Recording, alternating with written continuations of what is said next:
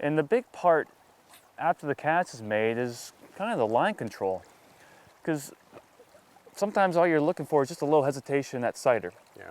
And what happens, the biggest complaint about tight line nymphing is people will make a cast and they hold their hand all the way out. Yeah. And I don't care how old you are or how great a shape you're in about 20 minutes of doing that, your shoulder is going to be burning. Yeah. And your hand's going to be shaking. And That's what I've been doing. Yeah. So all we need to do, one of my favorite things to do, as long as you can get fairly close, is just use your hips. So once I make the cast, I flip, but I keep my elbow locked in. This is a very comfortable position. Okay. And all we're going to do now is just actually utilize the hips and the shoulders to rotate.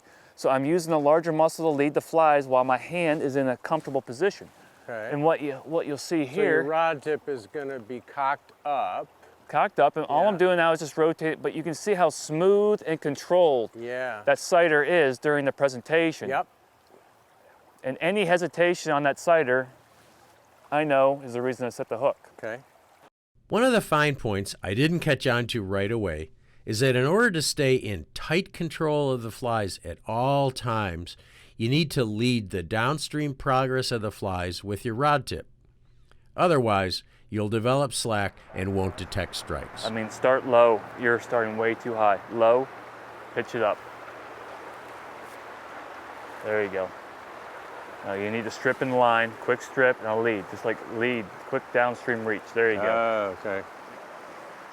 Oh, I didn't realize you needed to be ahead of it that much. Yep, absolutely. Now you're in the ball game.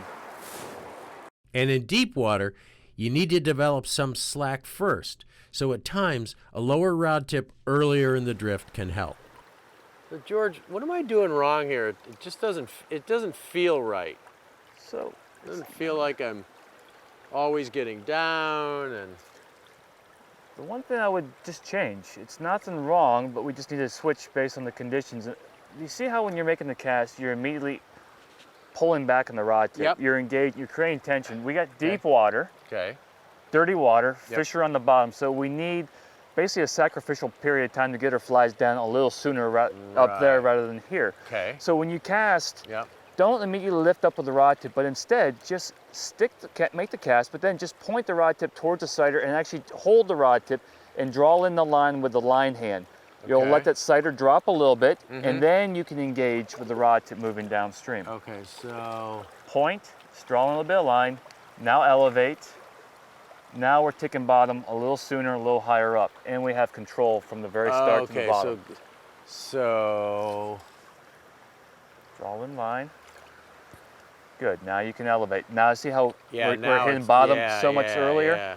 Yep, so we're just creating a little bit of manageable slack earlier on to give our flies time to hit the bottom.